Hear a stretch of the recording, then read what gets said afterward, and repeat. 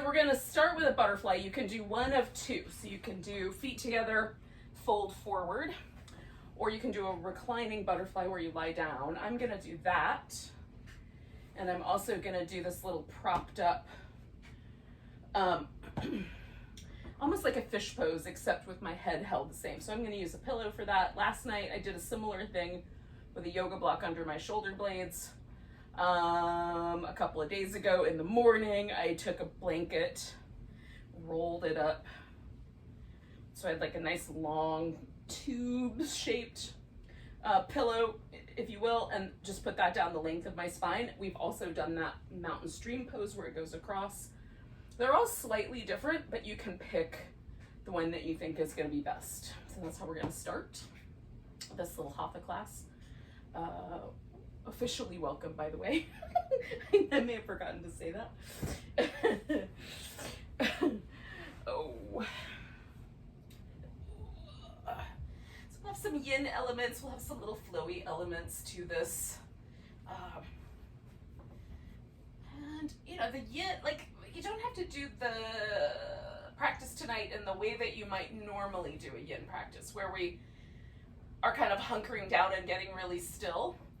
It could be, because it's, you know, we're kind of in a different mode tonight. It could be that from time to time you'll add a little movement, or maybe straighten out a leg for part of it, and then switch, you know, like there's ways to sort of play with these poses. I'm interested in the meditative aspect tonight. That's mostly where I am feeling like I want to take my practice tonight, so of course I'm taking you on a journey with me, which is to say that rather than let my wheels spin, I want to try to just settle myself into being present. So whether that's a little bit of motion will help with that, or some stillness will help with that, that's where you will pick kind of what's most appropriate. And maybe some other things like the way the joints feel and stuff like that might also lead you in a direction. So there's two breath practices that I am working with right now. So with the one that is kind of a perennial favorite for me is to just pause at the top of the inhale and just hold the breath for a bit. Not an uncomfortable amount, just enough to really notice it. And then the exhale is super relaxed. So that's one possibility. It's just a little breath retention on that top of that inhale.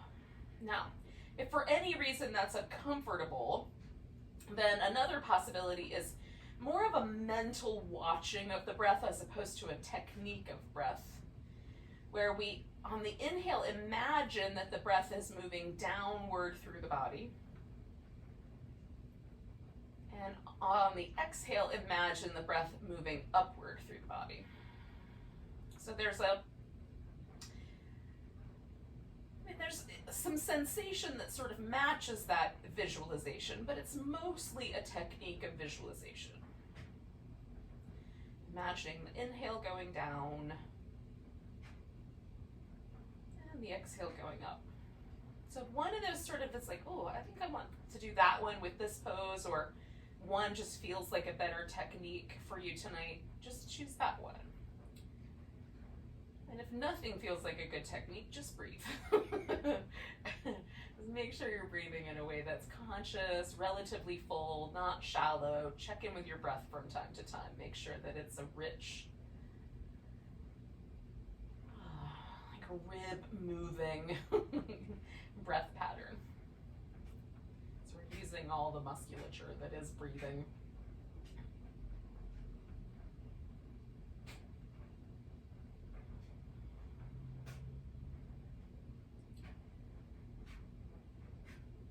There's a lot of tension in the body, or you notice there's tension, like I just found a little tension in my shoulders, for example. So with the exhale, allowing that exhale to drop out a little softer, and consciously relaxing through the areas I'm finding tension in.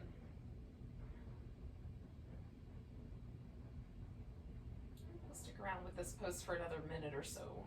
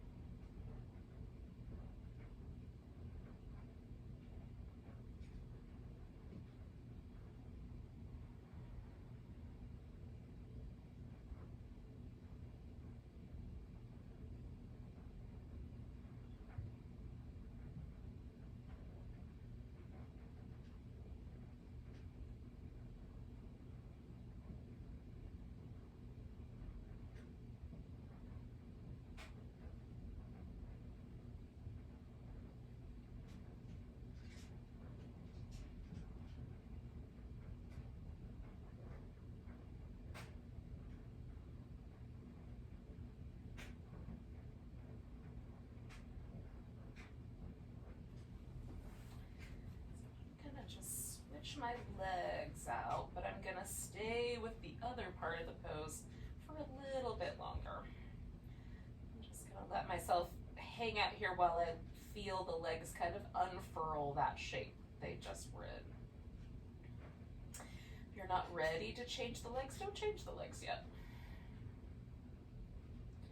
If you're doing a forward bend and you want to do a little bit of time sitting up straight instead of folding forward, then you can add that to your practice, whichever is the answer.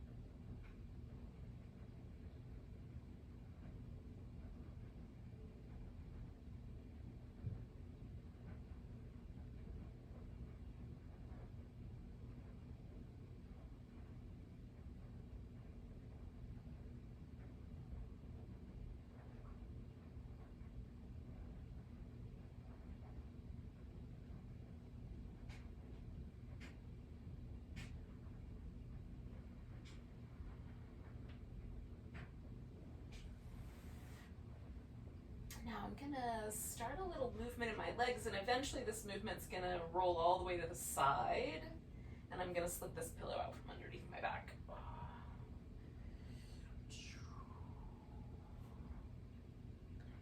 And then we'll come on back onto our back. I'm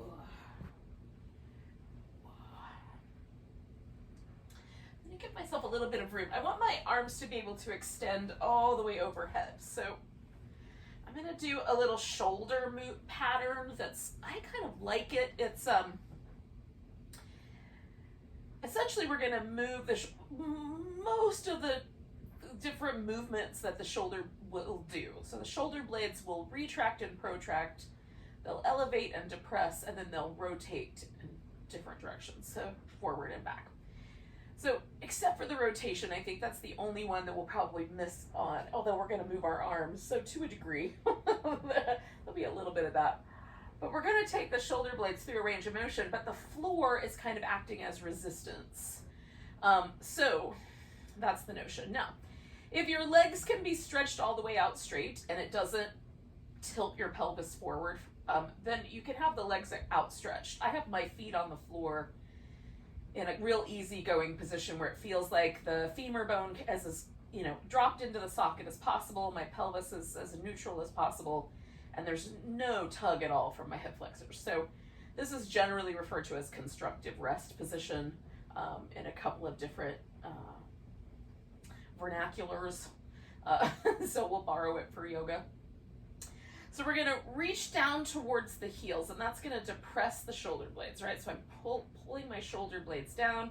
As I bring them up toward the ceiling, I'm protracting. As I bring the arms up over my head, I'm elevating the shoulder blade. And we're gonna go back through those those three positions.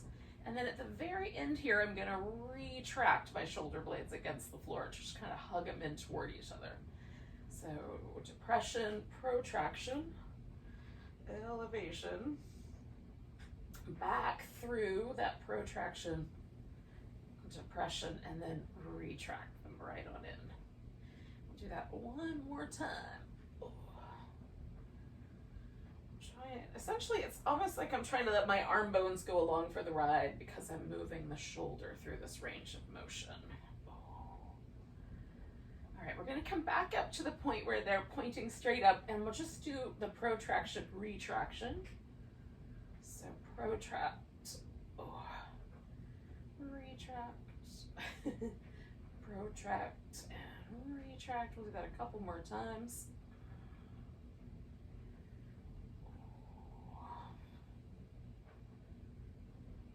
And then we'll let arms, if they'll comfortably rest above your head, fine. And if they don't, you can have it like a little bit of an angle off the floor. So we're gonna elevate and depress, elevate and depress the shoulders. So I'm just like trying to hug my ears and then pull them down away from there. Do that a couple more times. Just noticing these muscles in our shoulder. Come back to the point where you're just about over the top, and I'm going to take my right shoulder blade and just retract it in as hard as I can. Grab this upper right arm, and I'm going to pull my arm to the left, but hold my shoulder blade in place with the muscles in my upper back. So we're just going to try to release any tension that lives in that kind of rhomboid under the shoulder blade, center of the back area. I find this really nice. Sometimes I find myself like gripping with my legs or my hips, so I'm just trying to relax the legs and make the entire amount of work just happen in my shoulder. But sometimes the other muscles of the body want to jump in and help out. All right,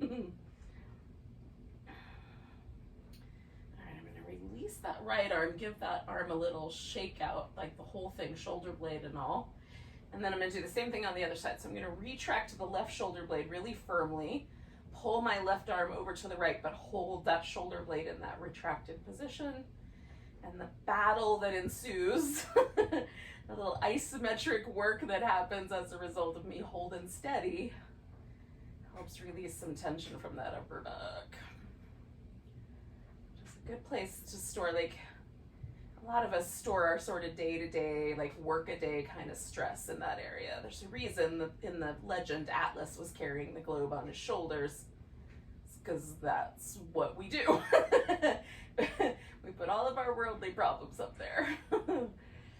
Any woman who's ever had a baby knows that the place to put weight that you got to carry around is on your hip, not on your shoulders. It's just not a good spot. But you know, then the legend wouldn't have worked. All right, wouldn't have been the same metaphor now, would it? All right, we're gonna shake out that other arm. Oh, and while we're here, we'll go ahead and extend the arms overhead, extend the legs out, and do a little banana shape. So just curve ourselves into a side bend. You can cross one leg over the other. You can add some support under the knees if that would be helpful. Adjust the arms to a slightly different shape. I'm going to go out like a little bit of a swirly kind of shape with a little bend in the elbows. Oh. And then just relax and breathe. We'll stay a little while.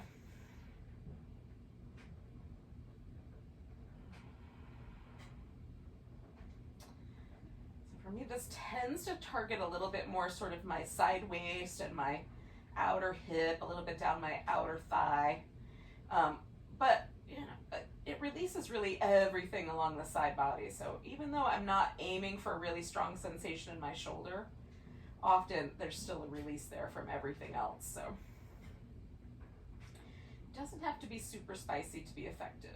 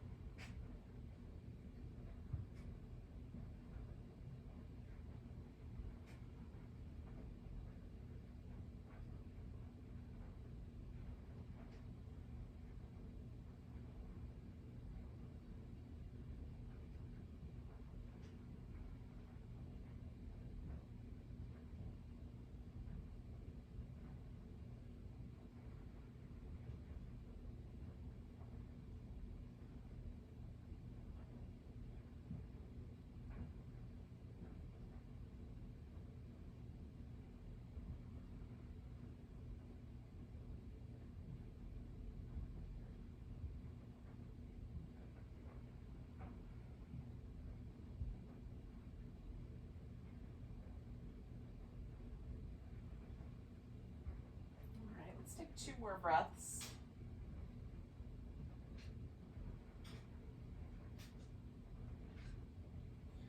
We'll come on back to the center. Oh, and just sort of soften for a moment. You can add movement when you're ready. I like feeling how one side feels sort of traction, stretched out compared to the other.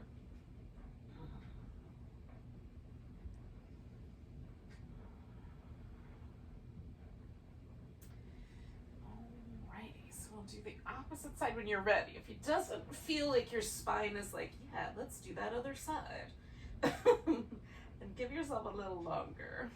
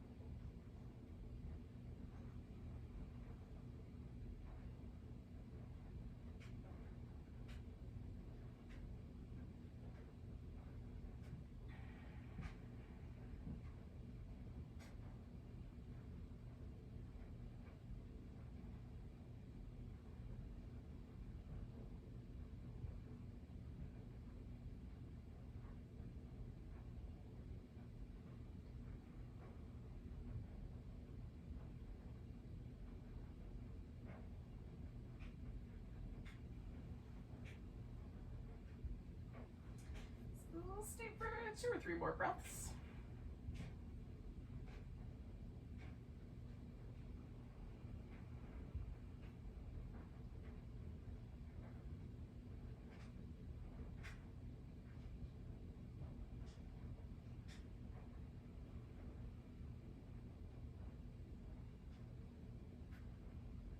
When you're ready, come on back to the center and then see how it went.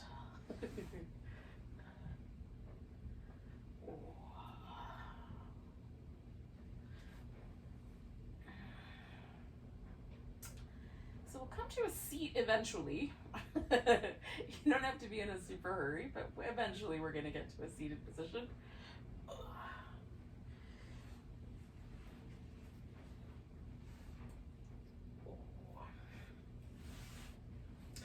If it helps to sit up on a cushion or something like that, definitely do that.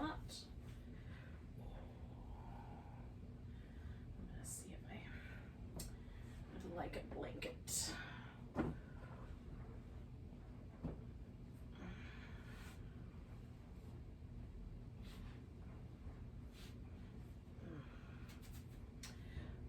Oh, yeah, that's comfy. All right. So we'll just take a moment and work with the neck a little bit. So I'm going to drop my head kind of forward and back a little to each side.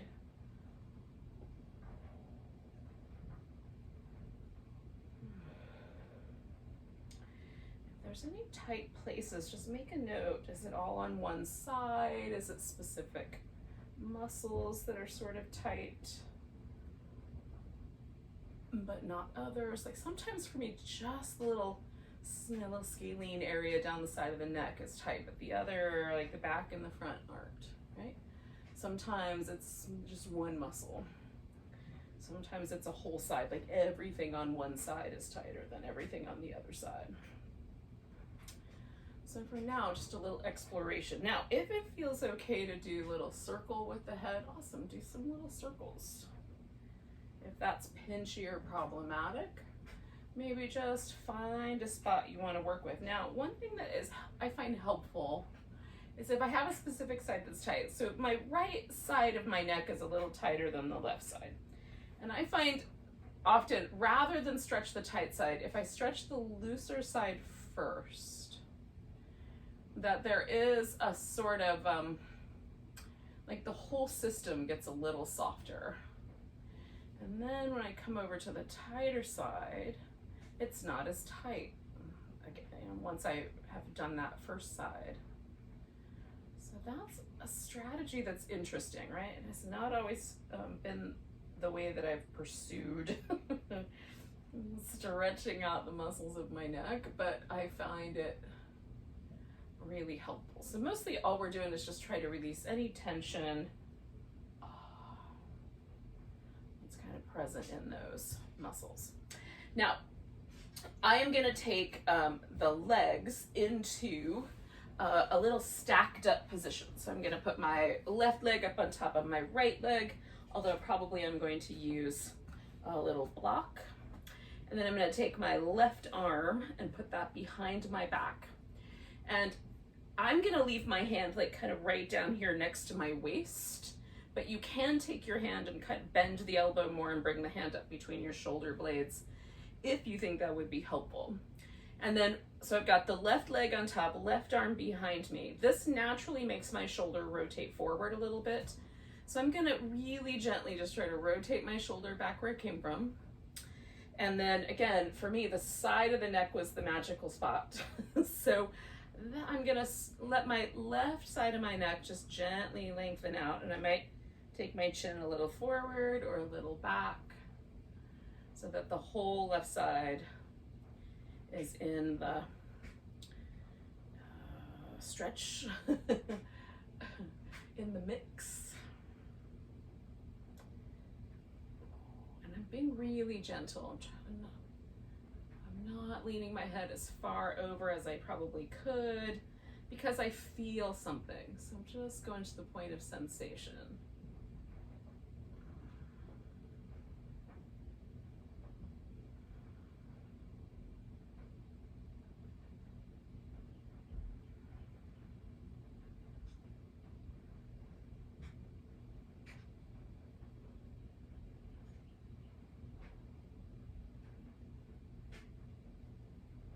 Do about 3 more breaths.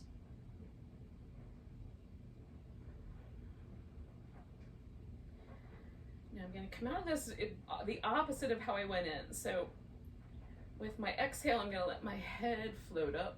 Then I'm going to unwind the arm. Then I'm going to lean back and unwind the leg. And give the whole thing a moment to soften. I'm just going to come back to sort of where I started, which was just a simple cross-legged position. Add a little movement as I like. And then I'm just kind of comparing this left half of my body to the right half, like my left arm to my right arm, left shoulder to the right shoulder, left side of my neck to the right side. And then also the hip, because I have the I have the hip stretch going on as well.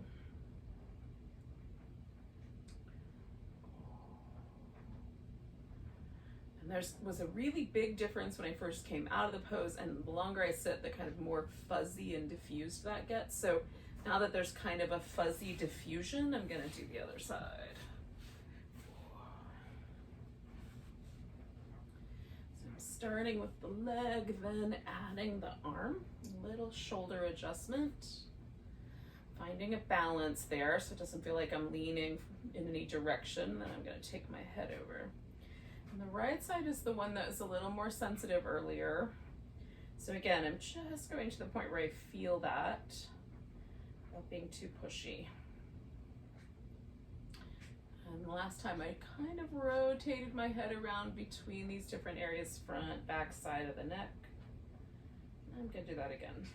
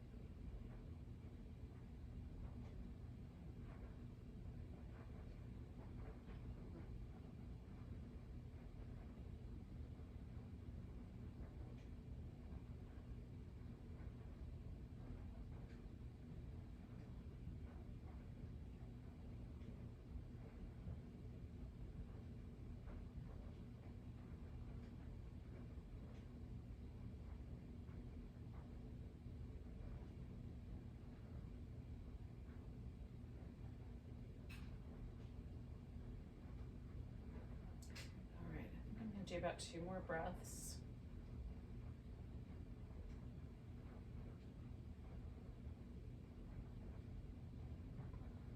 So I'm going to start with bringing my head back, then a undoing the shoulder, then undoing the leg, and giving the whole thing just a chance to soften and let go.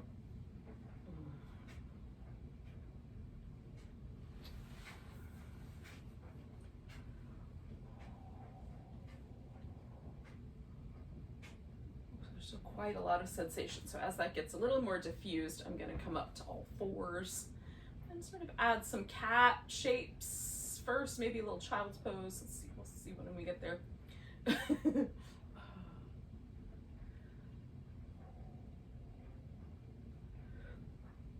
So whenever that feels like a good idea for you, if you need a little more time, take a little more time between.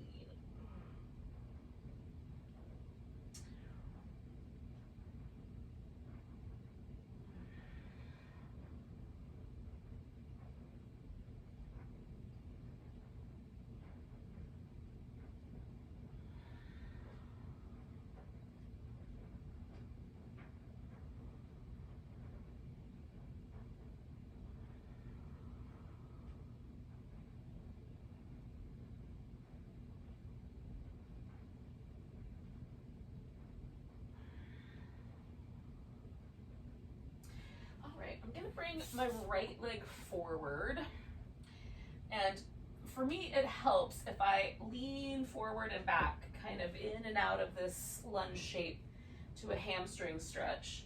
It helps me to sort of keep my foot aiming towards my hip. It just tightens up the tissue around the front of my knee so my kneecap doesn't wobble around, which I find more comfortable. But if this little going back and forth is uncomfortable, you can just pause in a shape, or take the knee off the ground and do more of a kind of standing pose where you bend the knee and straighten the leg. That will give you a similar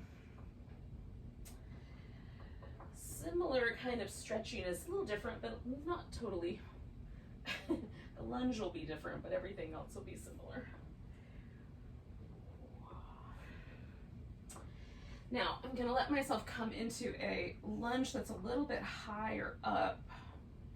So sort of feeling my way into this crescent lunge, folding and just kind of coming in. Okay, that's where the stretch gets really strong for me, and if I back it off, that's where it kind of disappears. So I'm just finding a home somewhere in the middle. You can bring the arms up, or wrap them behind your back, or grab your foot, or add a twist. Anything that feels interesting and nice. Feels a little spicy to me today, so I'm just gonna pause right here. This feels stable and, well, kind of, until I closed my eyes. Then it got a little unstable, but that's normal.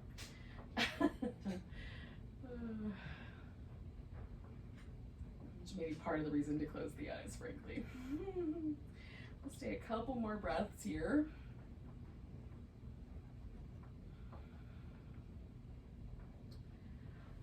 And then I'm going to fold my torso and gently straighten my leg out until I feel a hamstring stretch, which might not go all the way straight, or you might have to do more of a splits position to get that stretch.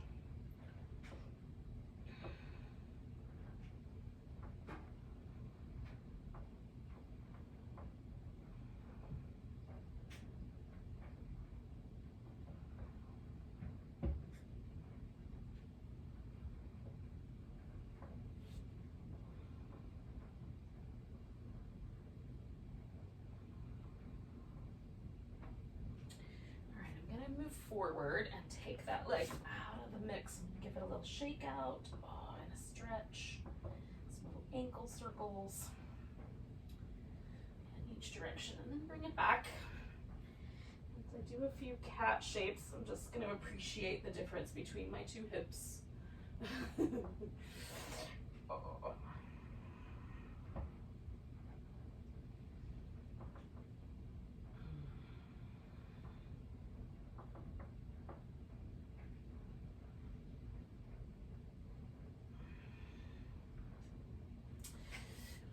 Bring the left one forward. Same idea is going to happen. I'm going to move kind of forward and backward a few times.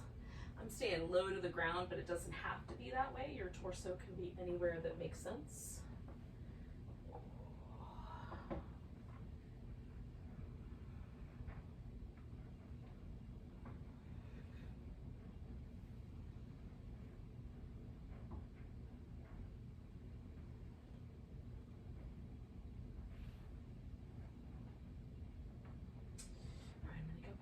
Time, and then I'm going to come all the way up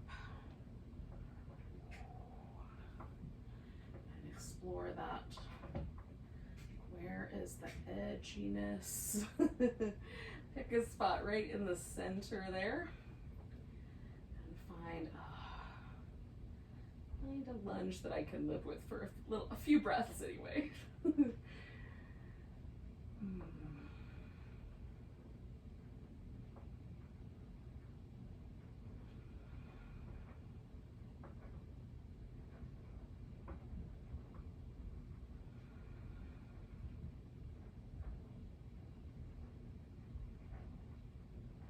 Nice deep breaths.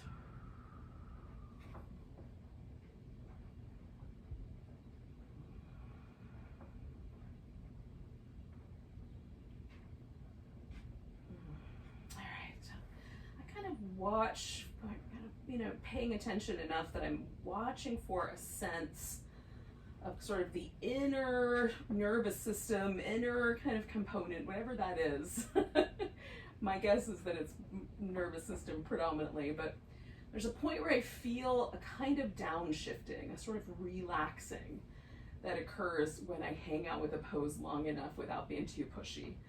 So that happened a couple breaths ago, right before I explained all that. But that's what I'm looking for sometimes before I switch to the next pose. Is kind of feel a sort of, almost like the pose is sort of absorbed, or my body receives the pose. I don't know exactly how to articulate that just yet, but see if you feel anything like that as we go along. So I'm going to stretch this hamstring out, calf muscles, everything. There's other things stretching to be sure.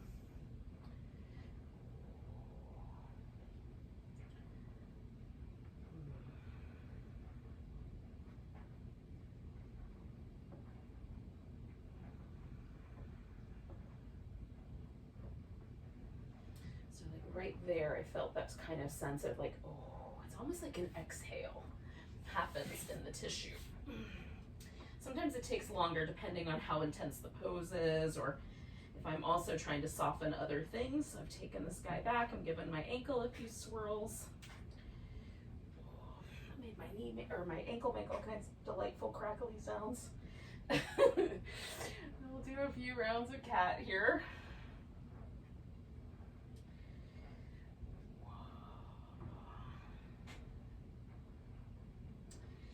Right, I want to do a little standing sequence. So how you get onto your feet is entirely up to you. If you are a downward dog fan, you can do downward dog. I am going to do a squatting pose rather than a downward dog. At the very least, as squatty as I can get. Pause there for a bit.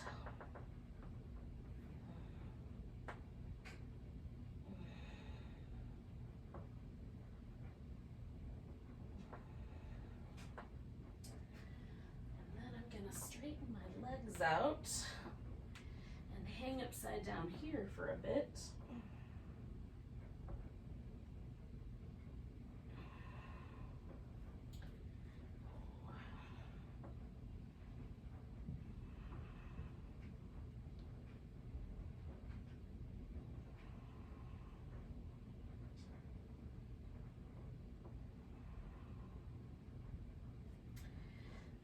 Till my head is about level with my hips, or pretty close to that.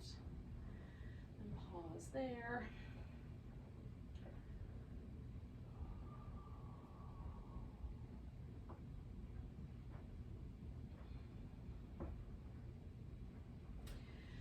And then I'm going to come all the way up to standing. find a mountain pose. First a little movement though.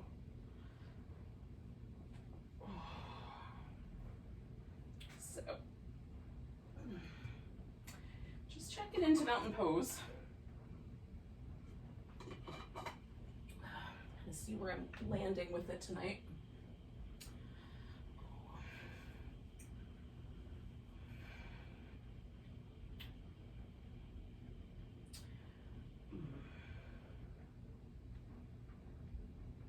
So there's just the tiniest bit of tension in the backs of my calves.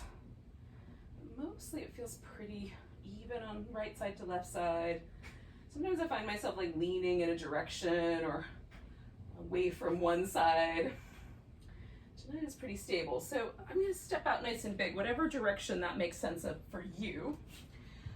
My mat is slippery, so I'm gonna give myself a little stabilizer, dampen it down. All right, now I'm gonna turn my toes like 45 degrees maybe.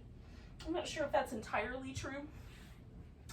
And then I'm gonna wander from one side to the other. So I'm gonna bend my knee, shift to the left, bend my right knee, shift to the right. So one leg straight, one leg is bent.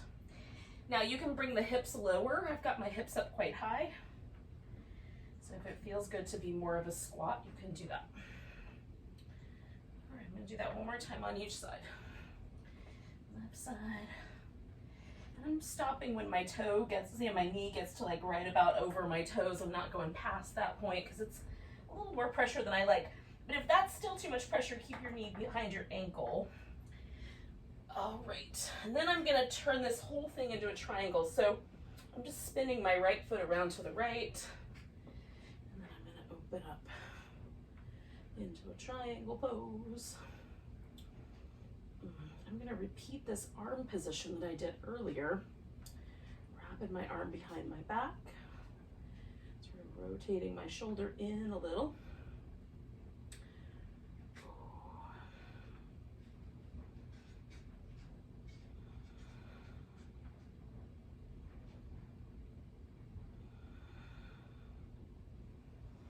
Spreading out my toes and putting them back down. I'm gonna do 2 more breaths.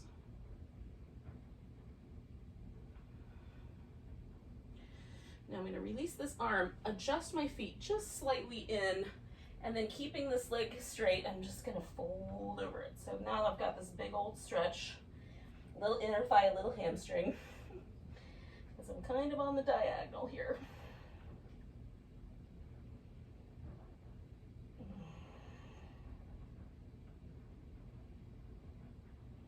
Coming back around to the middle. Brought my feet around with me. I'm just going to hang upside down in the center. And again, you don't have to hang. You can be a little more purposeful, or you can just dangle like a rag doll. From the waist down, up anyway. Well, is it up or is it down? At this point, it's down. Alrighty, so turning my toes back out, I'm going to do those little half squats again. Half over to one side and the other. Again, I'm keeping that pretty mild for my old lady joints. But your joints might be different. All right, one more time over to my left, and then I'm going to do the left side of the triangle. So I'm going to spin my feet around, both legs straight, and pick myself up into the triangle pose. And again, I'm going to repeat that sort of half cow face arm position and rotate my shoulder back. Spread my toes out, put them back down. Breathe.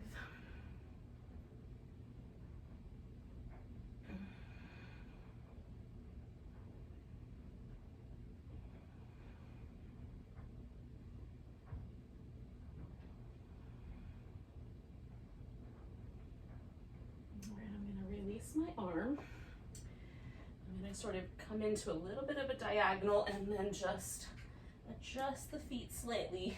So I'm not resisting quite as much here with my inner thigh. And fold. This is for me all about the stretch in this leg. That's mostly my goal. And I like draping my upper body over things, so that's not as much fun for you. You can change it up. Oh goodness. Alrighty, I'm coming to the center one more time.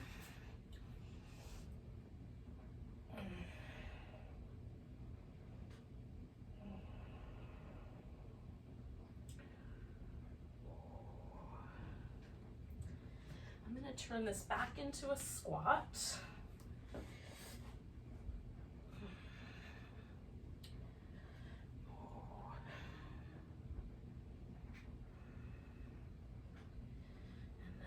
Turn it into a child's pose.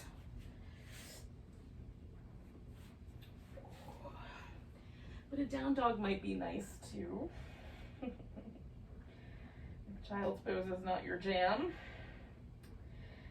or anything really, you could just sit down somewhere. That would be all right too.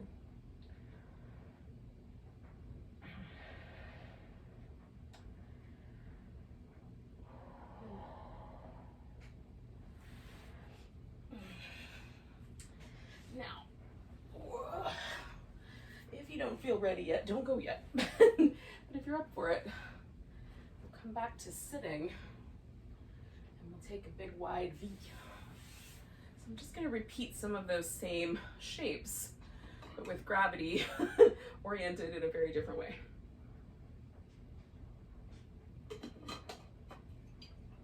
All right, so one of my legs is going to stay straight, one of them is going to bend.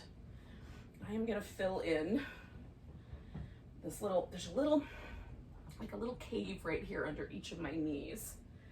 And I'm gonna fill that space in with a soft rolled up blanket. So if that spot is kind of prone to overstretching, or you tend to have some knee pain after doing seated stretches with the legs straight, try that. Try filling in that little gap. Sometimes that is all that's necessary to protect the back of the knee. Okay, so I've got a V with my legs. I've got one leg bent and one leg straight. The straight leg is where I'm gonna start my aim.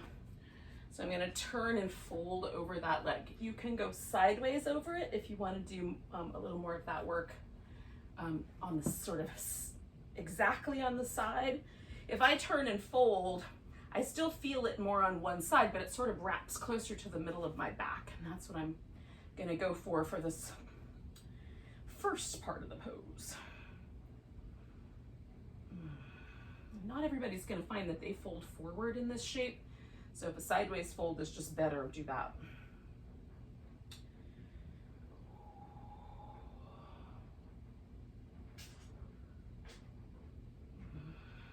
Letting my muscles all relax. I'm gonna stay for like a minute and a half, 2 minutes, somewhere in that range.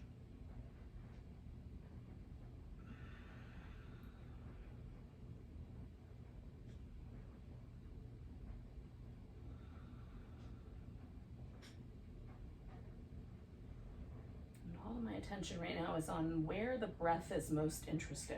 And for me, right now, it's like this lower half of my back. Like I have an extra lung right there.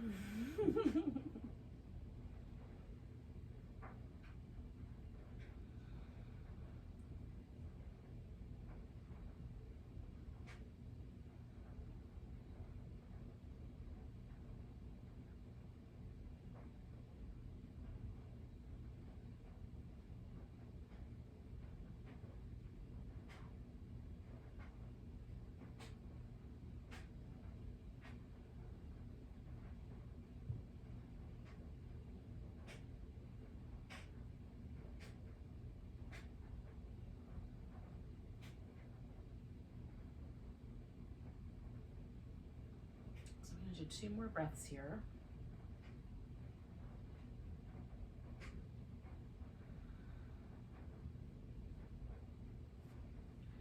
And I'm going to come all the way up nice and slow. Now, I'm gonna pause for a second and just hang out up here. But what is going to happen eventually is I'm going to fold straight down the middle. Another possibility is to turn towards the bent knee side and fold that way. I like both. So if you have a preference, go for the one that's your preference. If you want to sit upright, you can do it that way too. Instead of folding, just have a little bit of time upright. Or with a twist, like a little seated twist would be nice.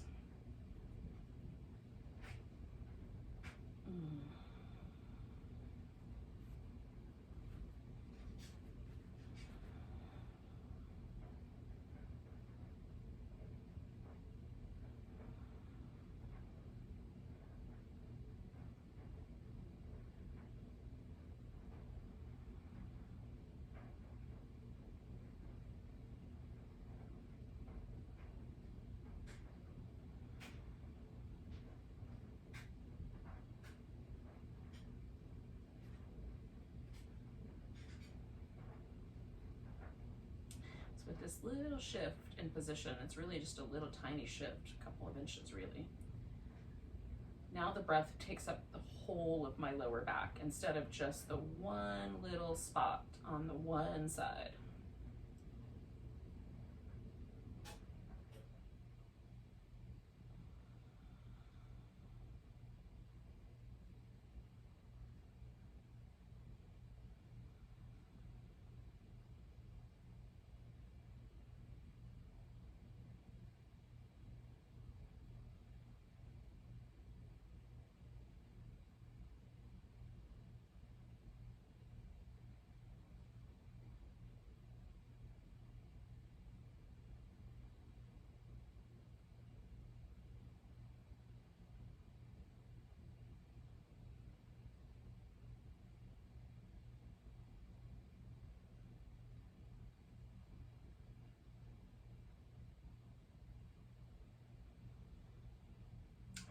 A nice big breath.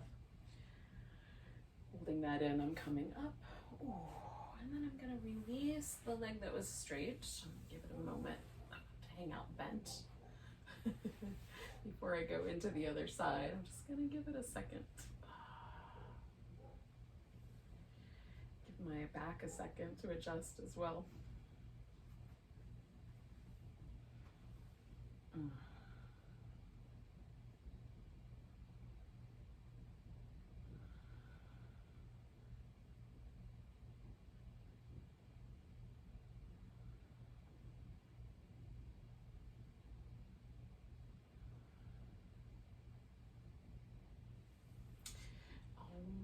So, I'm going to turn towards this other leg and fold in.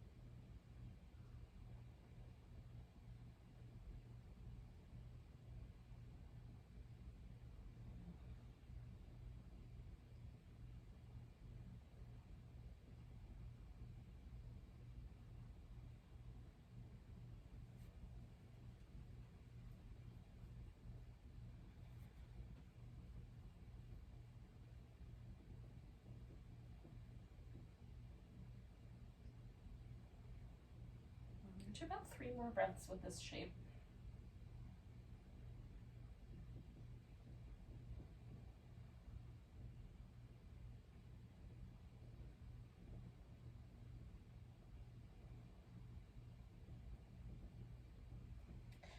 All right, I'm holding in that third one, coming all the way up. middle, but just not right away. And give it just a second. So we're doing like a similar shape that we did standing up, but it feels so different as a seated pose compared to a standing up pose.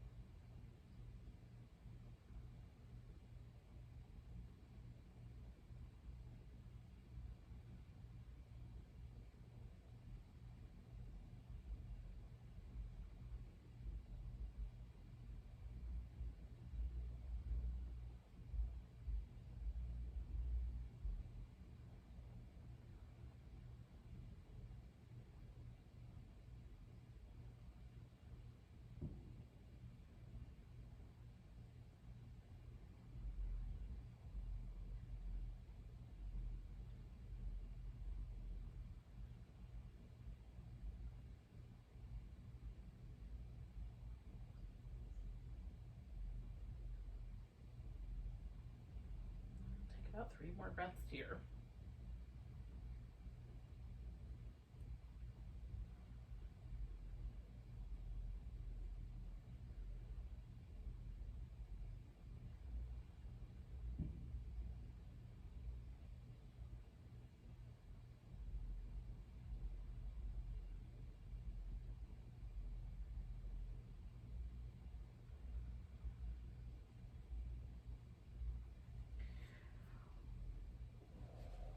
I'm just gonna let that go now.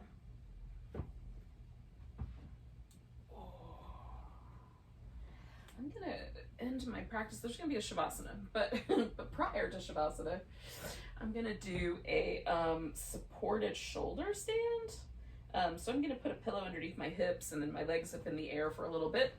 And then when I've had enough of that, I'm gonna come down and go right into a final relaxation. Now, so you could do something like that. A block under the hips would help hold you up. Or you could do like a legs up the wall or legs over a chair, or any other inversion that you prefer, like a bridge pose, whatever you like. Oh.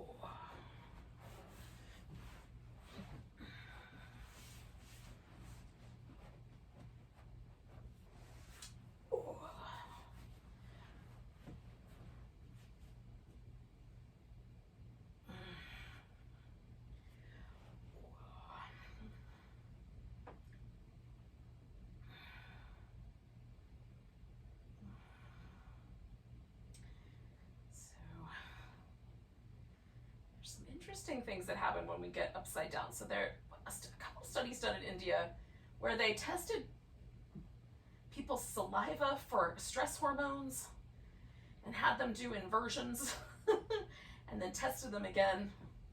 And there was a significant enough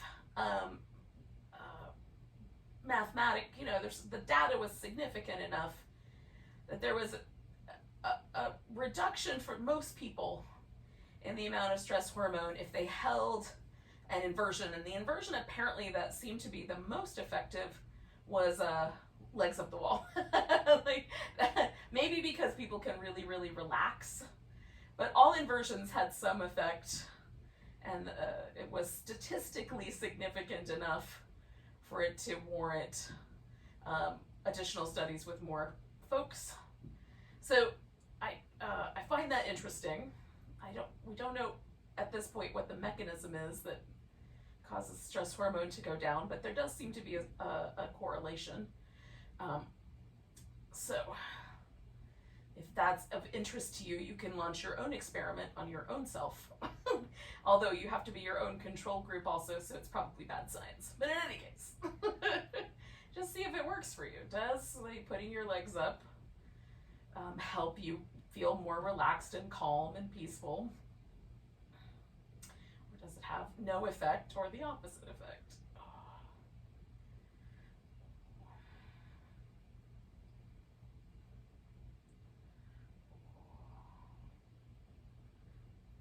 Those studies have not been done in the US, incidentally.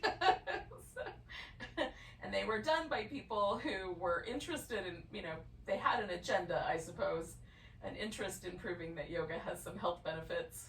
So, take that for whatever that's worth.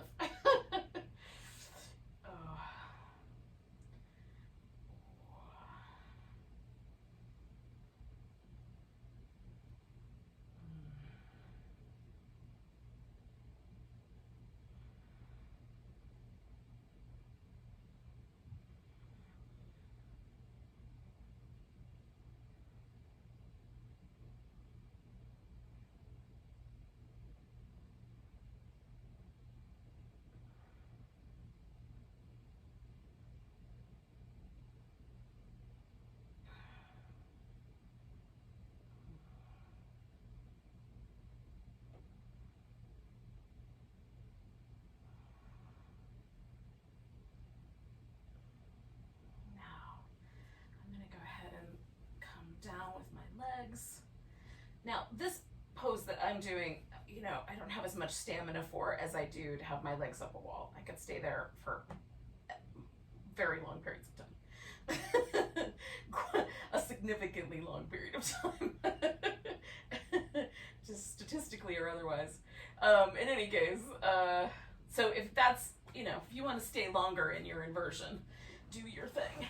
I'm just gonna go ahead and transfer myself over into a more relaxed place, stretching my legs out and putting some fluffy blanket support underneath my neck and my head, drawing my shoulder blades out a little bit to the edges so my upper back and shoulders will relax a little bit more, and then surrendering everything, softening everything.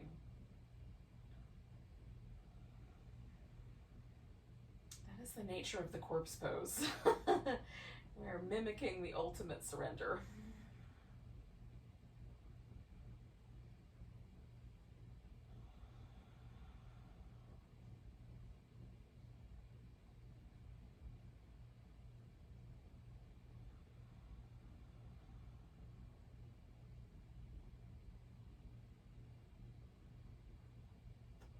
Just a little bit of attention to make sure that you're relaxing all the muscles in your face and your jaw, behind the eyes.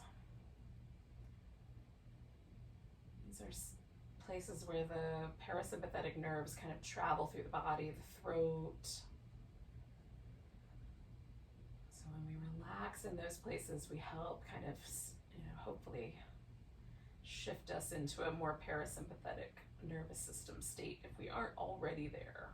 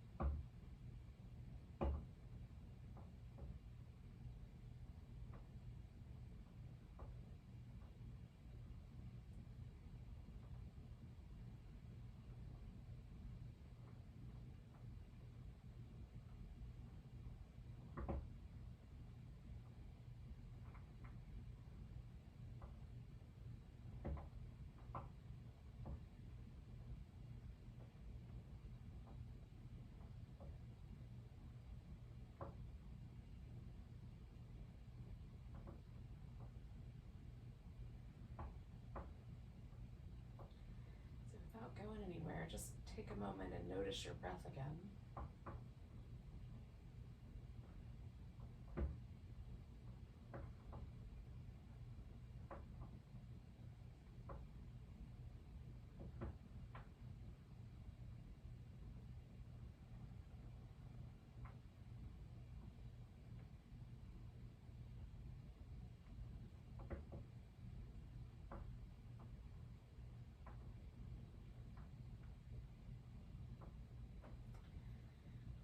Ready, take a big breath and maybe stretch into that.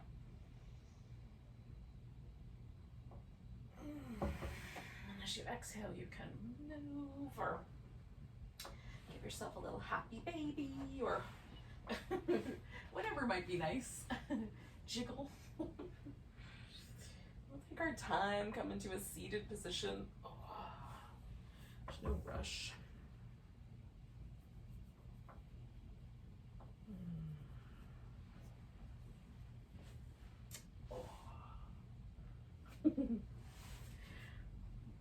So thanks for joining me for some Hatha yoga. Let's take a big old breath together. Nice big inhale. Big sigh. Namaste.